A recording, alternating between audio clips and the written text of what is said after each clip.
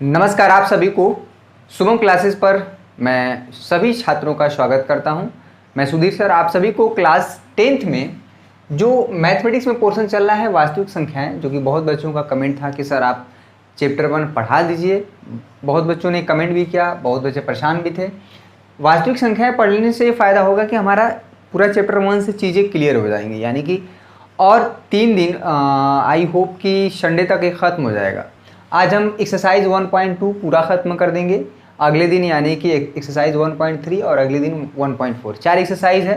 1.1 हम already discuss कर चुके हैं। आज हम कुछ नई चीज़ें सीखेंगे। अंकगणित के आधारभूत प्रमेय क्या है वो बहुत इंपॉर्टेंट है, यहाँ से भी एक आध क्वेश्चन बनते हैं। तो आज का सेशन भी काफ़ी इंपॉर्टेंट होने वाला है और कुछ नई चीज़ें आप सीखेंगे जो पहले से जानते हैं उससे थोड़ा डिफरेंट। ठीक है, तो आज सबसे पहले हम डिस्कस करेंगे अंकगणित के आधारभूत प्रमेय क्या है, फंडामेंटल थ्योरम ऑफ अर्थमेटिक। तो इसका कहने का मतलब है, देखिए यहाँ पे स्टेटमेंट देख लीजिए, उसके बाद हम डिस्क्राइब कर दे रहे हैं कि एग्जाम्पल के द्वारा। प्रत्येक भाज्य संख्या को, यहाँ पे शब्द आया भाज्य संख्या, इस पर भी हम फोकस करेंगे। भाज्य संख्या क्या होता है, ठीक है, को अभाज्य संख्याओं के एक गुणनखंड के रूप में व्यक्त किया जा सकता है और यह गुणनखंड अद्वितीय गुणनखंड होगा, यूनिक फैक्टराइजेशन होगा, यूनिक फैक्टराइजेशन। अभाज्य संख्याओं के, अब देखिए अभाज्य संख्या के बारे में हम बताए थे, प्राइम नंबर और भाज्य संख्याएं जो है, ठीक है, तो अभाज्य संख्याओं के एक गुणनखंड के रूप में व्यक्त किया जा सकता है। जितनी भी संख्याएं धनात्मक संख्याएं, धनात्मक पूर्णांक संख्याएं, उन्हें हम जो है अभाज्य संख्याओं गुणनखंड के रूप में व्यक्त कर सकते हैं। कहने का मतलब है कि अगर यहाँ पे ध्यान दीजिए, अगर यहाँ पे 24 है, देखिएगा 24 एक भाज्य संख्या है। भाज्य संख्या उसे बोलते हैं जिसका देखिए 1 और उसके अलावा तीसरा कोई गुणनखंड हो, यानी कि अगर हम साफ साफ शब्दों में कहें, कोई भी एक ऐसी संख्या जो 1 और खुद से इन दो संख्याओं के अलावा एक तीसरी संख्या से डिवाइड हो जाए, कट जाए, विभाजित हो जाए, वह संख्या क्या होती है, भाज्य होती है। अगर 24 की बात करें तो 24 से 24 तो डिवाइड होगा, 1 से भी होगा, 2 से भी होगा, 3 से होगा, 6 से होगा, 4 से होगा, 8, ये संख्या हमारी क्या हो जाएगी, भाज्य संख्या हो जाएगी।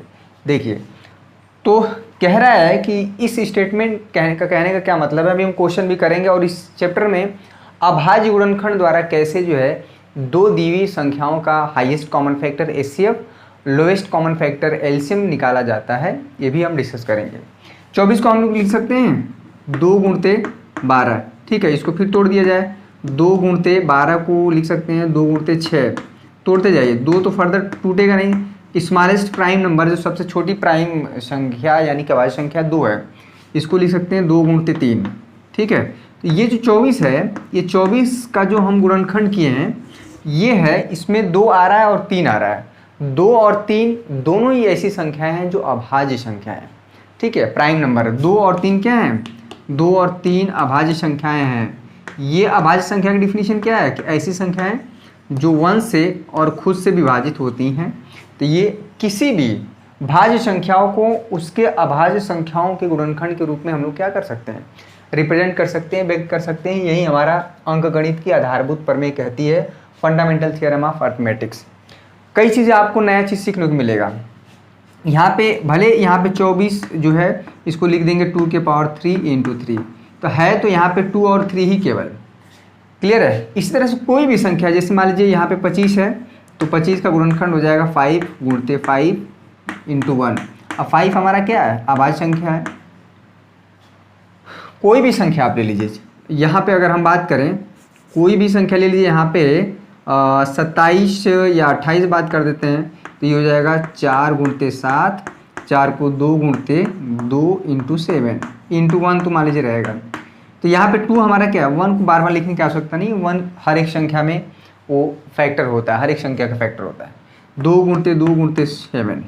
देखिए एक चीज़ यहाँ से और हम बता देते हैं कि किसी भी संख्या का अगर हम गुणनखंड करते हैं तो वो गुणनखंड जितना आएगा गुणनखंड, इसका मतलब है कि वह संख्या जो है उन संख्याओं से विभाजित होती है।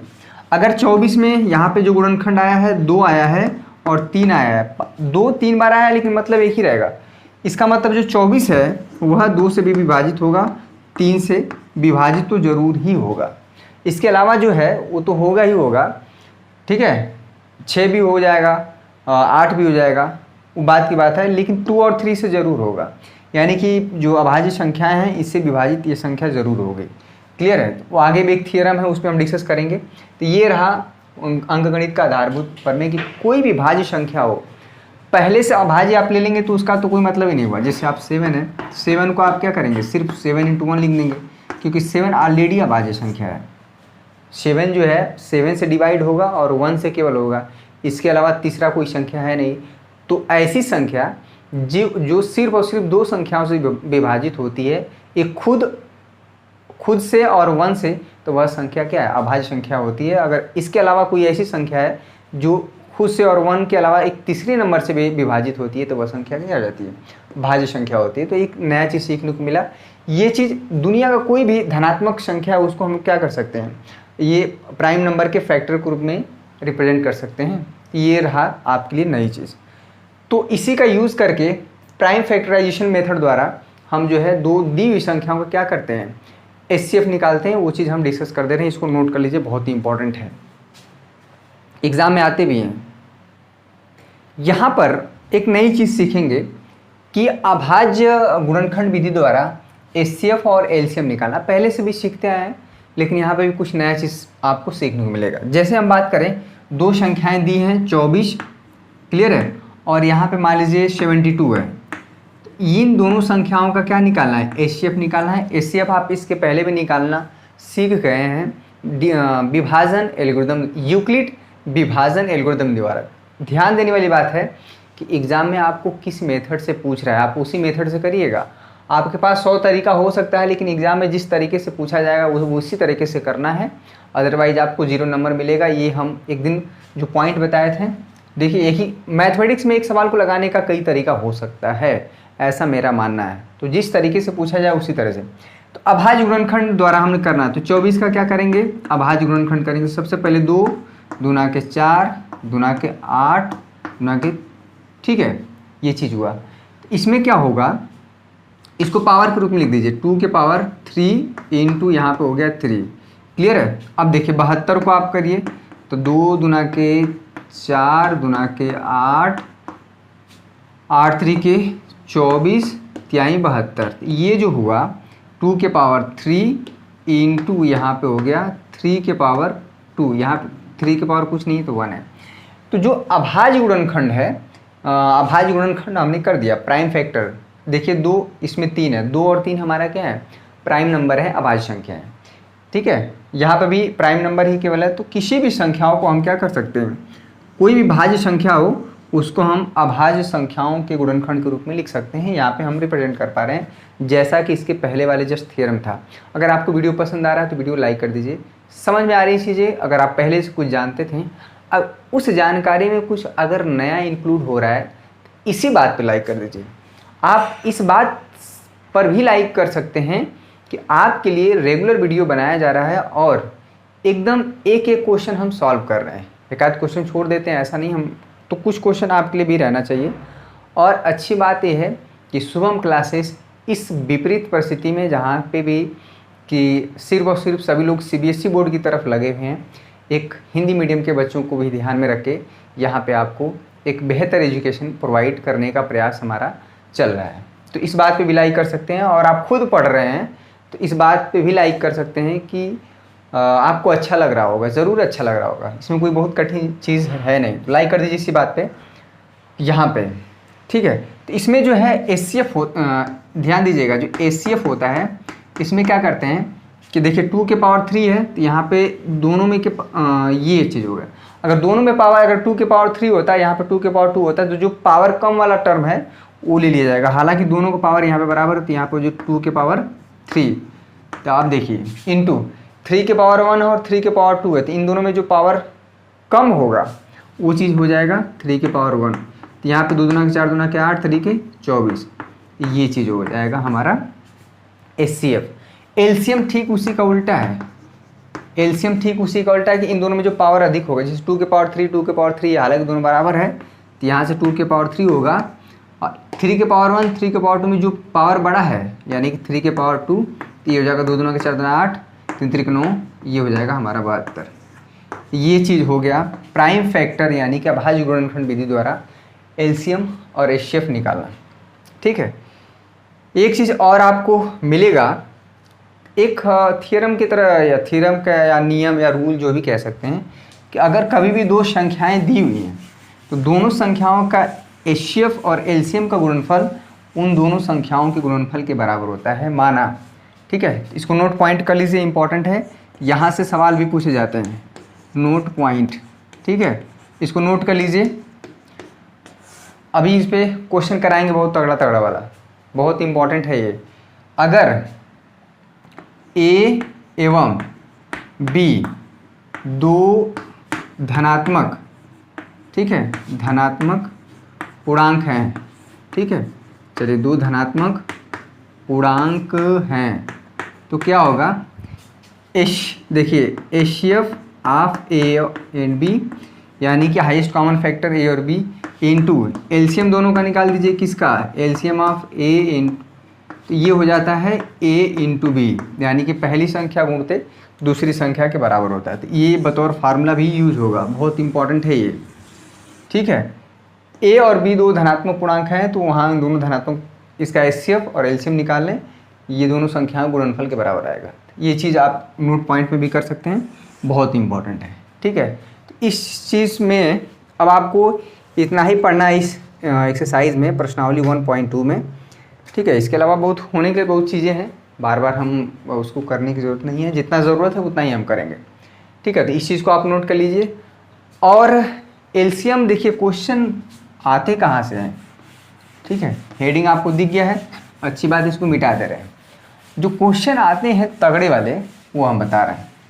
एचसीएफ निकालने के लिए ऐसे आसान वाला नहीं देगा क्वेश्चन, क्वेश्चन तो देगा टेढ़ा, जो टेढ़ा होता है वही हमारा क्या होता है, मेरा होता है। यहाँ आप देखिए, अगर 4x³ यहाँ पे y इंटू जेड स्क्वायर है, एक नंबर ए है, एक नंबर बी है, इस तरह से है 8, ध्यान दीजिएगा 8x² इंटू यहाँ पे y³ इंटू यहाँ पे z के पावर 4 है। ठीक है, एक नंबर ये है, एक नंबर ए और एक नंबर बी है। सिर्फ संख्याओं पे ही एलसीएम और एचसीएफ नहीं रूल लागू होता है, अगर कोई वेरिएबल के रूप में भी हो, ए और बी का अगर हमें निकालना है क्या, HCF of A and B. एक बच्चे की शायरी भाई बहुत मतलब ज़बरदस्त फेमस चल रही है कि जो पानी से नहाता है लिबास बदलता है, जो और क्या है, अक्सर आजकल शायरी बहुत चल रही है भाई, एकदम मतलब शायरी का एकदम भंडार हो जा रहा है, बहुत एकदम लगातार शायरी शायरी शायरी आजकल कोई लिख रहा है क्या, बहुत अच्छी बात है। चलिए ठीक है, यहाँ पे क्या है, इसका फैक्टर करना पड़ेगा, इसको 2 इंटू 2, ठीक है, 4 को लिखना पड़ेगा 2 इंटू 2 इंटू 2, तो दोनों में तो मतलब क्या हो जाएगा, 4 को लिख सकते हैं क्या 2 स्क्वायर, ठीक है, और 8 को क्या लिख सकते हैं 2 के पावर 3, ये चीज़ तो हो गया। अब देखिए दोनों में क्या है, एचसीएफ निकालना है, तो जो पावर कम होगा यानी कि 2 के पावर 2, क्लियर है, x³ है और x² है, तो दोनों में क्या है, जो छोटा पावर रहेगा वो लिया जाएगा, यहाँ पे x², y के पावर यहाँ पे कुछ नहीं है तो 1 है, और यहाँ पे y के पावर क्यूब है, तो जो पावर कम रहेगा वो लिया जाएगा, यानी कि y के पावर 1, z² है और z के पावर 4 है, दोनों पे पावर छोटा वाला क्या है z², ये चीज़ हो जाएगा, तो यहाँ पे हो जाएगा 4x² y इंटू z²। ये a और b का क्या हो गया, एचसीएफ हो गया, हाईएस्ट कॉमन फैक्टर हो गया। एलसीएम देखिए ठीक इसी का उल्टा होगा, LCM of A comma B, देखिए इन दोनों में जो पावर है वो जो पावर बड़ा रहेगा वो लिया जाएगा, यानी कि 2 के पावर 3, यहाँ पे x³ है x² है, तो दोनों में पावर बड़ा क्या है x³, ठीक है, यहाँ पे हो जाएगा y³, यहाँ पे हो जाएगा z के पावर 4, तो यहाँ पे 2 दूना के 4 दूना के 8, x³ y³ z के पावर 4, ये चीज़ है। तो एचसीएफ और एलसीएम इस तरह से भी निकाला जा सकता है, अगर ये बहुत इंपॉर्टेंट है, इस तरह से एग्जाम में पूछा जाता है। चलिए आइए तो हम सीधे चलते हैं प्रश्नावली 1.2 में। ठीक है, 1.2 का जो पहला क्वेश्चन है, निम्नलिखित संख्याओं को अभाज्य गुणनखंडों के गुणनफल के रूप में व्यक्त कीजिए। अभाज्य गुणनखंडों के रूप में व्यक्त करना है, अभाज्य गुणनखंड के रूप में व्यक्त करना है। तो पहली संख्या है 140 से 156, इसको मिटा देते हैं, बहुत आसान है। ठीक है, तो पहला तो कुछ करना नहीं है, पहले का पहला हो गया। 140 को अभाज्य गुणनखंड के रूप में व्यक्त करना है। इसमें और भी चीज़ें हैं, बता देते हैं। पहला जो है, पहले के पहला, ठीक है, पहले का पहला। अगर आप वीडियो देख रहे हैं, आपको पसंद आ रहा है तो आप लाइक भी कर सकते हैं, बिना किसी बिना हेजिटेशन का आप लाइक कर सकते हैं, शेयर भी कर सकते हैं। जो बच्चे अभी नए हैं चैनल को सब्सक्राइब भी कर सकते हैं। बहुत ज़रूरी है आप एक चैनल डिसाइड कर लीजिए और वहाँ से लगातार पढ़ते रहिए। खासकर मैथमेटिक्स में आपको मैं बेहतर से बेहतर करने का प्रयास कर रहा हूँ। क्लियर है? तो चलिए 140 को पहले दाएं बाएं देखिए, ऐसे तोड़ दीजिए, 70 गुणते 2, ठीक है। 70 को फिर तोड़िए, क्या 35 गुणते 2, ठीक है। ये जो है 2 तो रहेगा, 35 अब क्या होगा, 7 5 35, यानी कि 5 गुणते 7 गुणते 2 गुणते 2, ठीक है। तो ये हो गया 140। 140 का आप देखिए, ये तो संख्या है, मल्टीप्लाई में है, और मल्टीप्लाई में तो अमूमन आरोही क्रम में हम बढ़ते हुए लिखते हैं, तो बढ़ते हुए तो ये थोड़ा अच्छा लगता है। 2 गुणते 2 गुणते 5 गुणते 7 हो गया ये प्राइम फैक्टर अभाज्य गुण। 2 भी हमारा क्या है, अभाज्य संख्या है, 5 भी अभाज्य संख्या है, 7 भी क्या है, अभाज्य संख्या है। तो जबकि 140 क्या है, भाज्य संख्या है। ये हमारे क्या है, संख्या है भाज्य, ठीक है। और ये सारी संख्याएं क्या है, अभाज्य। ये भी अभाज्य, ये भी अभाज्य, ये भी अभाज्य। इस तरह से हम किसी भी भाज्य संख्याओं को अभाज्य संख्या के गुणनखंड के रूप में लिख सकते हैं। यही हमारी क्या है, अंकगणित की आधारभूत थ्योरम, यानी कि फंडामेंटल थ्योरम ऑफ अरिथमेटिक कहता है। क्वेश्चन नंबर इसमें है 156, तो कर तो सकते हैं। दूसरा है, देख लीजिए कितना आसान है, 156 फटाफट देख लीजिए यहाँ पे, ठीक है। कितना बच्चे जो है यहाँ पे मेहनत कर रहे हैं, ये चीज़ एग्ज़ाम अब होगा तभी पता चलेगा। इसमें क्या करेंगे, सबसे पहले 2, तो यहाँ पे 2 7 14, 2 8 16, 2 8 16, ठीक है।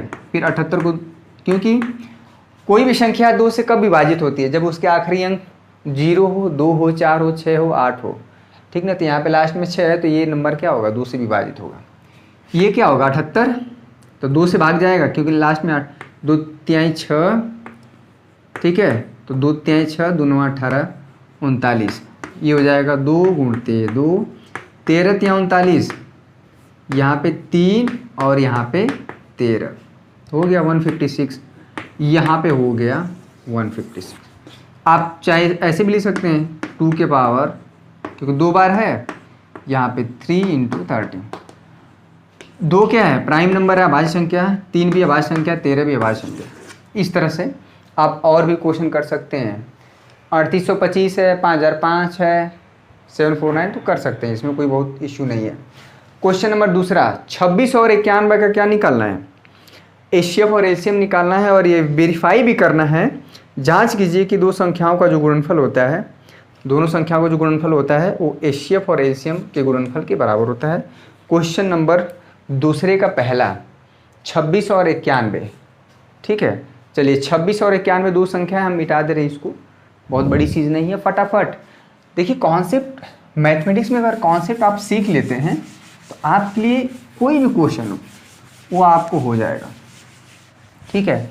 यूनिक, और ये भी एक इम्पॉर्टेंट पॉइंट है कि किसी भी संख्या को हम अभाज्य संख्या के रूप में लिख से भाज्य संख्या को अभाज्य संख्या के रूप में रिप्रेजेंट करते हैं, तो वो रिप्रेजेंटेशन यूनिक होना चाहिए। जैसे 24 है तो 2 गुणते 2 गुणते 2 गुणते 3, ठीक है। तो 24 का अगर अभाज्य गुणनखंड 2 गुणते 2 गुणते 2 गुणते 3 है तो ये यूनिक है, ये अद्वितीय है। ऐसा नहीं कि किसी अन्य बच्चे का अभाज्य गुणनखंड जो है और कुछ आ जाए। अगर 2 गुणते 2 गुणते 3 है तो ये सारे बच्चों का, दुनिया में कोई भी बच्चा कहीं से भी मैथमेटिक्स की पढ़ाई कर रहा है, उसका जो प्राइम फैक्टराइजेशन होना चाहिए वो यही आना चाहिए, ठीक है। इस बात से फ़र्क नहीं पड़ता है कि कौन नंबर किधर लिखा गया। अगर 3 पहले लिख दिया जाए, यहाँ पे 2 गुणते 2 गुणते 2, ठीक है, चाहे 2 गुणते 3 गुणते यहाँ पे 2 गुणते 2, ये भी फ़र्क नहीं पड़ेगा, लेकिन रहेगा यही सब नंबर, यहीं घूम फिर के आपस में मल्टीप्लाई होगा। तो यूनिकली हम रिप्रेजेंट कर सकते हैं। तो ऐसे भी उसमें थोड़ा सा जोड़ सकते हैं कि अगर कोई भी भाज्य संख्या है तो उसे हम अभाज्य संख्याओं के गुणनखंड के रूप में अद्वितीय रूप से रिप्रेजेंट कर सकते हैं, ठीक है। यूनिकली रिप्रेजेंटेशन हो सकता है, ये चीज़ है उसमें आप जोड़ सकते हैं, ये बहुत इंपॉर्टेंट है। चलिए 26 और 91, ठीक है। तो आपके पास क्या तरीका है, 26 और 91 बहुत आसान है। तो आप ऐसे निकाल लीजिए गुणनखंड द्वारा, 13 दूना के 26, इसमें कुछ है नहीं। 91 क्या है, 13 साते 91, ठीक है। तो इसमें जो वनिष्ठ है वो 13 ही है। एचसीएफ क्या हो गया, एचसीएफ हो गया 13, ठीक है। आप एलसीएम देख लीजिए, एलसीएम क्या होता है, जो दोनों में वनिष्ठ होता है वो एक बार लिखा जाता है, और जो बचा है बाकी सब यहाँ पे 2 गुण से 7, ठीक है। तो 13, ठीक है, और 7 गुना के यहाँ पे 14, 14 या 42, 4, 14 कम 14 4 18, 182, यानी एचसीएफ आ गया 13 और एलसीएम आ गया 182। तो ये हो गया क्वेश्चन नंबर दूसरे का पहला। लेकिन ये इतना ही नहीं करना है, हमें ये भी वेरीफाई करना है कि इन दोनों संख्याओं का जो गुणनफल है, यानी कि 26 गुणते 91, ये इन दोनों संख्याओं के एचसीएफ और एलसीएम के मल्टीप्लाई के बराबर होगा। एचसीएफ क्या आया 13 और ये एलसीएम क्या आया 182। जरा इसको मल्टीप्लाई करके देख लेंगे। आप इधर मल्टीप्लाई कर दीजिए 91 में 26 का, 6 एकम 6, 6 9 54, ठीक है। 91 का दूना कितना आ जाएगा 182, यहाँ पे हो जाएगा 6 4 2 6 8 5 13, 2366, 2366, ये हो गया। 13 दूना के 26, 2 बचा, 13 बाटे, 13 बाटे कितना होगा भाई 104, 104 और 2 106, ठीक है। यहाँ पे बचा 10, 13 कम 13 10 23, ये हो गया। देखिए लेफ्ट हैंड साइड और राइट हैंड साइड देखिए क्या हो रहा है बराबर, यानी दो संख्याओं का जो गुणनफल है जिनका हमें एलसीएम और एचसीएफ निकालना, उन दोनों संख्याओं का गुणनफल एचसीएफ और एलसीएम के गुणनफल के बराबर होगा। ये चीज़ हमने क्या है सत्यापित कर दिया, वेरीफाई कर दीजिए। यानी कि जो हमने नियम बताया था नोट पॉइंट में वो क्या है सही है, सत्यापित करना है, ठीक है। तो ये हमने सत्यापित कर दिया। क्या सत्यापित किया कि a into B equal to यहाँ पे HCF of a comma B into LCM of a comma B, ठीक है। ये चीज़ हो गया। पहली संख्या गुणते दूसरी संख्या बराबर पहली दोनों संख्याओं को एलसीएम और एचसीएफ और दोनों संख्याओं का एलसीएम, ठीक है। तो ये रहा, बहुत आसान चीज़ है। दूसरे का दूसरा भी आप कर सकते हैं। दूसरे का दूसरा 510 और 92 फटाफट कर लें। उसके बाद क्वेश्चन नंबर 3 की तरफ चलते हैं। ये बहुत ज़्यादा बड़ा नहीं था ये क्वेश्चन, ठीक है। दूसरे का दूसरा, दूसरे का दूसरा, और भी क्वेश्चन की प्रैक्टिस हम कराएंगे। 510 है, ठीक है, इसका और क्या है 92, यही हमारा a हो गया और ये हमारा क्या हो गया b हो गया। इन्हीं दोनों संख्याओं का क्या निकालना है एचसीएफ एलसीएम, और वेरीफाई करना है कि इन दोनों संख्याओं का जो गुणनफल है एचसीएफ और एलसीएम के गुणनफल के बराबर होगा। चलिए इस वीडियो को पॉज करिए और अभी इस क्वेश्चन को करिए। बहुत अच्छा नोट कर लीजिए और थोड़ा सा प्रयास करिए, देखिए क्या आता है और इसके बाद आप मिला लीजिएगा। आई होप आपको वीडियो पसंद आ रहा है। लाइक करिए फटाफट। अभी तक जो बच्चे इस वीडियो को नहीं देखे हैं कि सितंबर से पढ़ के कैसे 90, तो अभी समय है, अभी आज 10 तारीख है, आज 10 नहीं कल वीडियो 11 तारीख है आज। तो आपको जो है अभी 20 दिन बचे हैं तो काफ़ी कवर कर देंगे। 3 दिन चलेगा, अब अगले जो ये ख़त्म हो जाए तो जो भी चैप्टर शुरू करेंगे हमेशा 2-2 चैप्टर लेके चलेंगे। 3 दिन एक चैप्टर, तीसरा अगला तीसरा दिन जो है एक चैप्टर। तो इससे क्या होगा कि 2 चैप्टर आप एक साथ सीखते चलेंगे और बर्डन भी नहीं होगा, ठीक है। तो इसको नोट करिए और स्वतः करिए, खुद से करिए। आई होप आपकी ट्राई किए होंगे। चलिए देख लीजिए। देखिए 51 है तो पहले इसको ऐसे लिख दीजिए 51 गुणते 10, ठीक है। 51 का और क्या कर सकते हैं 17 या 51, यानी कि 17 गुणते 3 गुणते 10। चलिए 10 को और तोड़िए। अब 17 तो नहीं टूट सकता है क्योंकि 17 एक प्राइम नंबर है, अभाज्य संख्या है। 3 भी नहीं टूट सकता है, 10 टूट सकता है, 2 गुणते 5। चलिए ये हो गया।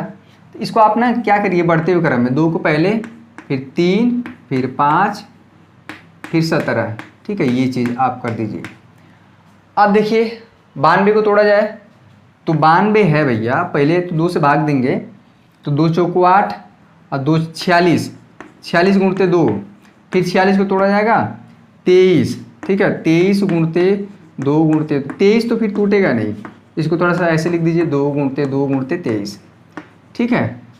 तो यहाँ पे देखिए, यहाँ पे 2 के पावर 1 है और यहाँ पे ध्यान से देखा जाए तो यहाँ पे क्या है 2 के पावर 2 है इंटू 23, तो और तो कुछ कॉमन है ही नहीं। इसमें जो है 510, ठीक है, 510 और 92 का जो HCF होगा, ध्यान दीजिएगा, इसमें 2 के पावर 1 है, यहाँ पे 2 के पावर 2 है और तो कुछ कॉमन है ही नहीं, उभयनिष्ठ नहीं है। HCF जो होगा, ठीक है, HCF ऑफ 510 92 वो हो जाएगा 2 के पावर 1, ठीक है, 2 हो गया। अब LCM जो होगा, LCM देखिए इन दोनों नंबर का 510 इन 92, इसमें जो वनिष्ठ है 2 के पावर, अब देखिए जो हाईएस्ट पावर होता है 2 के पावर 2 है, 2 के पावर 1 है, तो यहाँ पे LCM लेते समय जो हाईएस्ट पावर रहता है वो लिया जाता है 2 के पावर 2, और जो नंबर नहीं लिया गया वो भी लिया जाता है। जैसे 3 है, 3 गुणते 5 गुणते 17, यहाँ पे 23, ठीक है, तो ये हो जाएगा 2 दूना के 4 और ये 5 से 15, ठीक है, 15 गुणते 17 गुणते यहाँ पे 23, ठीक है। तो आप इसको मल्टीप्लाई करके लीजिएगा, इसको मल्टीप्लाई करेंगे 15 चौका 60, इसमें मल्टीप्लाई कर देते हैं, 15 चौका 60 हो जाएगा, यहाँ पे हो गया 17 गुणते 23, ठीक है। 17 छके होता है, 17 छके यहाँ पे 0 हो जाएगा, 6 7 42, 4 छक्के 17 छके 102 होता है, ठीक है, यहाँ पे हो गया 23, ठीक है, 23 0, 23 गुना के 46, 46 को 6 4, यहाँ पे 4, 23 से कम 23, 23,460। LCM आ गया 510 और 92 का जो LCM है 23,460 और इसका जो है HCF है 92। तो हमें वेरीफाई करना है कि पहली संख्या 510 और दूसरी संख्या का जो गुणनफल है वो HCF यानी कि 2 और LCM 23,460 के मल्टीप्लाई के बराबर होगा, 23,460। तो मल्टीप्लाई कर दीजिए, इसमें 2 0, 2 6 के 12, 2 चौका 8 1 9, 2 3 6, 2 दूना के 4, इधर आ रहा है, इसको मल्टीप्लाई करिए, 510 का 92 में कर देंगे तो 51 का खाली 92 में करिए, ठीक है, 51 का दुगना कितना हो जाएगा 102 और यहाँ पे 9 एकम 9, 9 5 45, ठीक है, यहाँ पे 2 9 5 46 92 और एक 0 तो उतरेगा ये वाला, तो 46 92 0। देखिए हमने वेरीफाई कर दिया कि दोनों संख्याओं जिनका HCF और LCM निकालना है उनका गुणनफल HCF और LCM गुणनफल के बराबर होगा। तो क्वेश्चन में सिर्फ आप अगर एग्जाम में आता भी है HCF निकाल के LCM निकाल के एकदम ढिढोरा नहीं पीट देना कि मेरा तो सही आ गया, खुश हो गए, मतलब इतना ज़्यादा खुश हो गए कि आगे भूल ही गए कि और भी क्या कर रहा है। तो 2 नंबर का क्वेश्चन है तो आपको आधे नंबर देगा, ये तो कुछ नहीं है, ये है क्या, मेन चीज़ तो ये है, ठीक है। तो इस चीज़ का भी ध्यान रखना है हमें कि क्वेश्चन को पूरा कंप्लीट करें। क्वेश्चन नंबर यहाँ पे अभाज्य गुणनखंड विधि द्वारा, देखिए क्वेश्चन नंबर तीसरा है 12 15 21 का अभाज्य गुणनखंड विधि द्वारा HCF और LCM निकालना, इसको हम मिटा दे रहे हैं। तीसरा क्वेश्चन आपकी स्क्रीन पर हम नोट डाउन कर दे रहे हैं। यहाँ पर आपको क्वेश्चन नंबर तीसरे का जो पहला है, तीसरे का दूसरा है, तीसरे का चौथा, यहाँ पे क्वेश्चन पढ़ो, बहुत आसान है, तीसरे का यहाँ पे चौथा, यहाँ पे 3 संख्याएं दी हुई हैं, ठीक है। जब 3 संख्याएं दी हुई हैं तो कैसे हमारा अभाज्य गुणनखंड विधि द्वारा, यहाँ पे क्वेश्चन में लिखा हुआ है अभाज्य गुणनखंड विधि द्वारा यानी कि प्राइम फैक्टराइजेशन मेथड द्वारा इन दी हुई संख्याओं को, यहाँ पे अभी तक 2 संख्याओं का था, यहाँ पे 3 संख्याएं हैं, ठीक है। इस पर वही काम करना है, इसका क्या करिए प्राइम फैक्टर करिए, 2 गुणते 2 गुणते 3, 1 लिखने की जरूरत नहीं है, 1 प्राइम नंबर नहीं है, सबसे स्मॉलेस्ट प्राइम नंबर 2 है। यहाँ पे क्या हो जाएगा 3 5 15, ठीक है, यहाँ पे 3 गुणते 5 हो गया, इसको क्या लिखेंगे 3 गुणते 7। अब देखिए HCF जो होता है इन तीनों, जो HCF क्या होता है HCF ऑफ 12, 15, 21 ये हो जाता है। इनमें जो उभयनिष्ठ होता है, 2 है यहाँ पे, 2 यहाँ पे नहीं है, काम खत्म।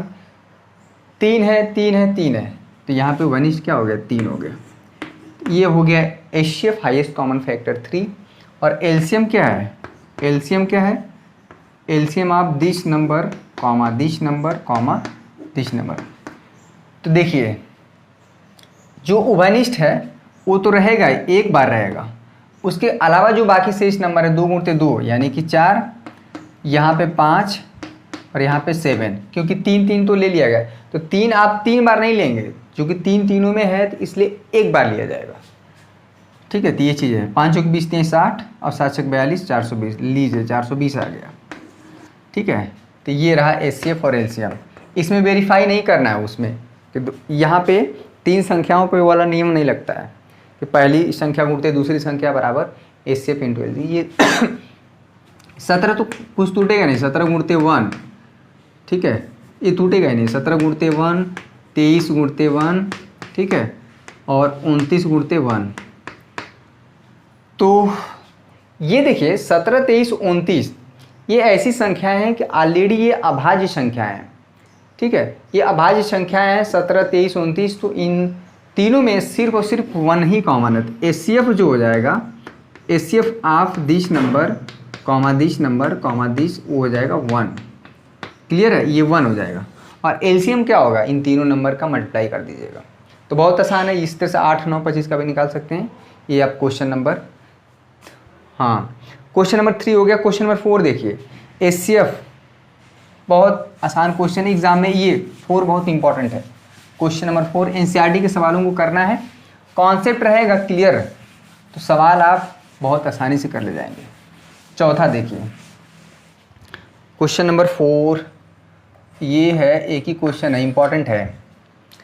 इसमें दिया है कि एचसीएफ ऑफ 306 और 657, ध्यान दीजिएगा, एचसीएफ ऑफ 600, 306 ना, 306 इसको निकालना नहीं बल्कि दिया हुआ है, 657 है, क्या है ये 9, यानी कि ये हमारा नंबर ए है और ये हमारा नंबर बी है, यानी कि जो 2 संख्याएं थी वो ए 306 657।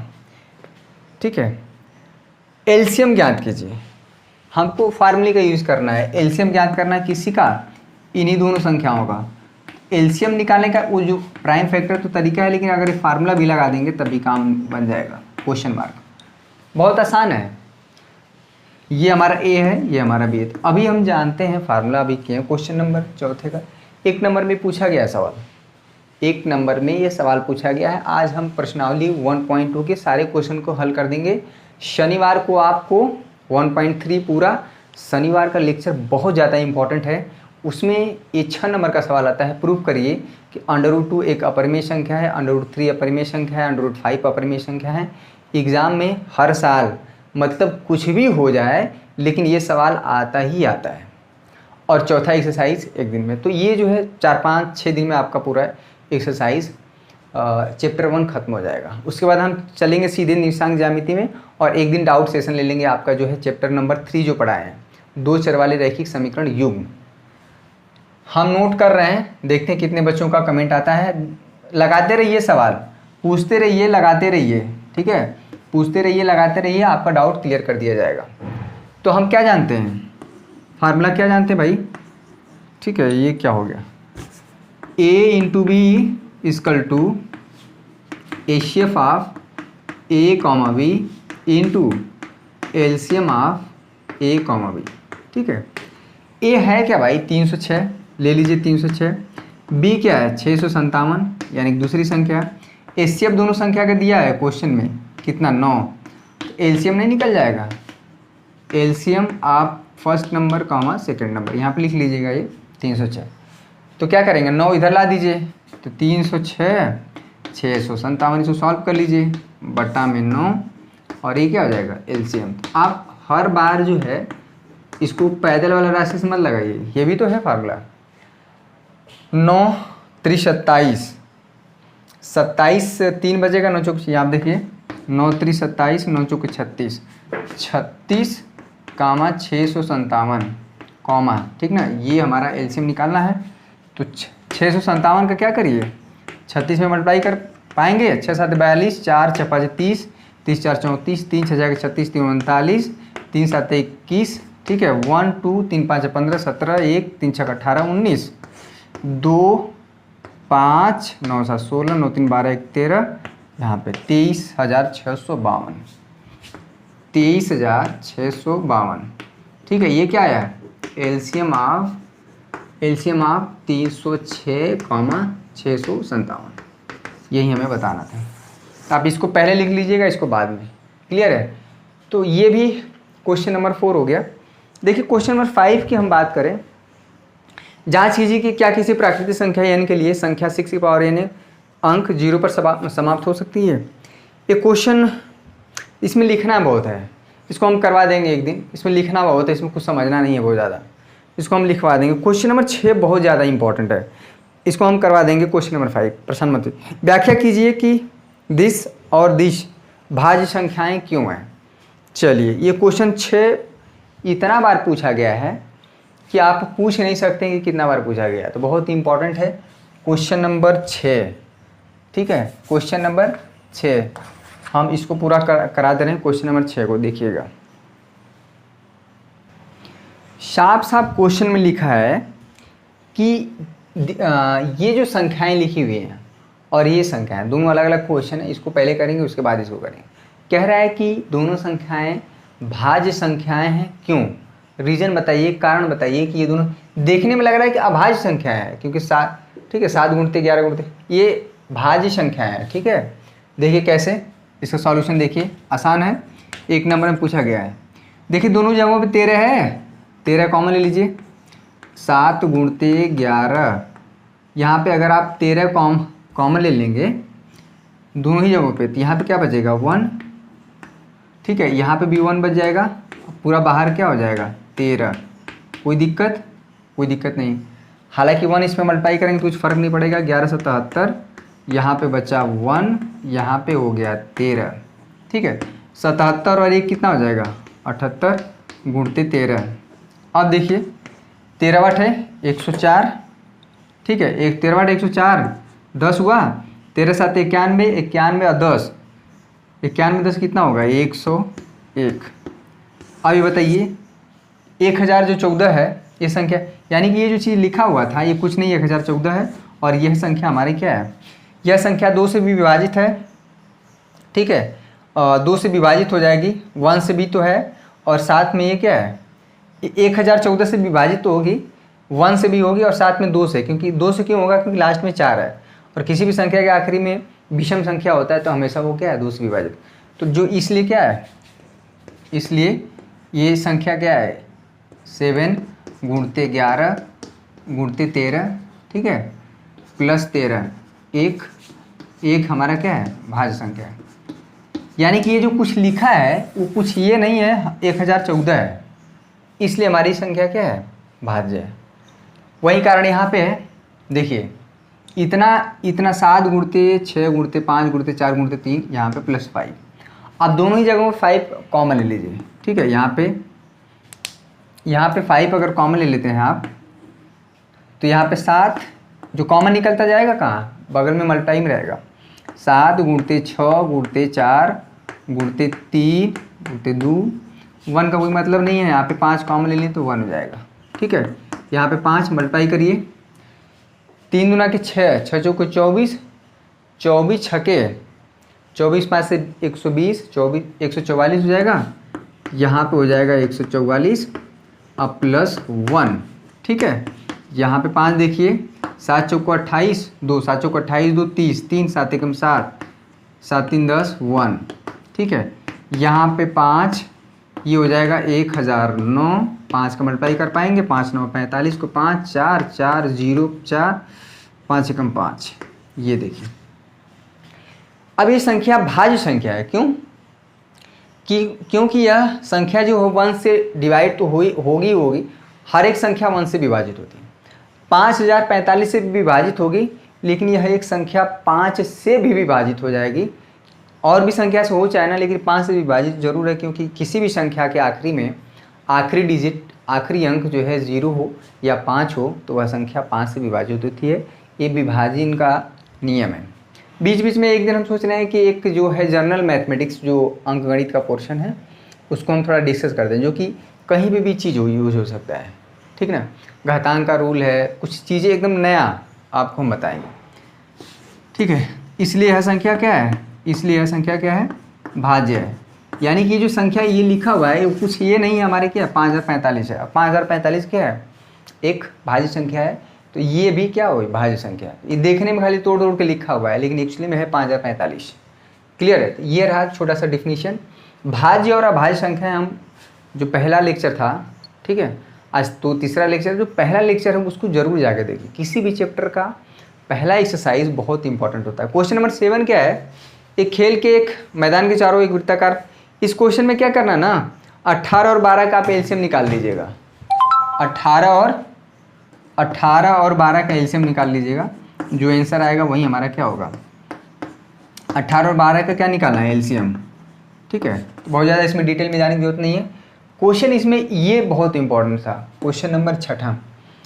अब दिखाइए कि ये संख्याएं भाज्य हैं, और कारण भी बताया है। कारण यहाँ पर लिखना पड़ेगा, चूँकि 5045 1 से विभाजित है, 5045 से विभाजित है तथा 5 से भी विभाजित है, इसलिए यह संख्या क्या हुई, भाज्य संख्या हुई, अभाज्य संख्या नहीं। अभाज्य संख्या की जो डिफिनीशन है कि वह 1 और खुद से डिवाइड होता है, इसके अलावा किसी तीसरे नंबर से नहीं, ठीक है।